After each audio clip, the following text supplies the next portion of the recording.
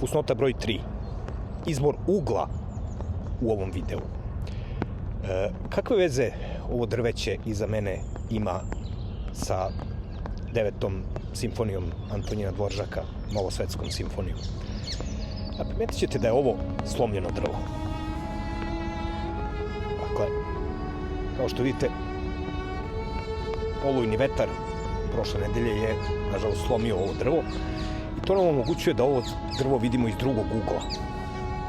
I na isti način sam hteo da prvi stav Novosvetske simfonije pogledamo iz drugčijeg ugla, konkretno iz ugla razvoja softverskog produkta.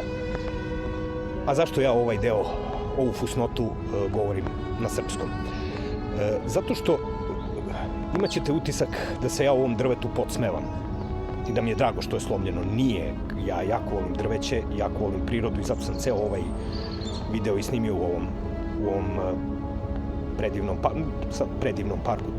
Ali kad pogledate stvari iz drugog ugla, kao prvo dobijate neke nove mogućnosti. Naprimer, primetit ćete da ovaj koren drveta mi omogućava da, naprimer, pomirišem ovu mahovinu bez da se previše saginjem, jer mi Srbi ne volimo da se saginjemo, mi smo ponosan narod, dakle, miriše odlično. Međutim, ono što sam takođe hteo da vam kažem, što je jednako važno, jeste da ovo drvo ne treba žaliti zato što ono živelo svoj vek i dobilo je formu u kojoj će dobiti svoju poslednju ulogu, a to je, evo, ova moja fusnota. I oprostite mi što ću to uporediti sa poezijom Laze Kostića i upravo zbog toga ovu fusnotu i govorim na srpskom. Dakle, Laza Kostić je na sličan način bio uznemiren što se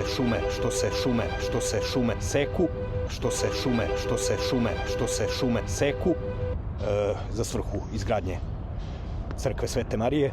Međutim, kasnije se zbog toga pokajao i, kao što znate, napisao je pesmu Santa Maria della Salute. Ona upravo o tome i govori. Oprosti, majko sveta, oprosti, što naših bora požali bor, na kom se ustuk svakoje zlosti, blaženoj tebi podiže dvor. Prezni nebesnice, vrelo milosti, što ti zemaljski sagreši stvor. Kajam ti ljubim, prečiste skute, Santa Maria della Salute.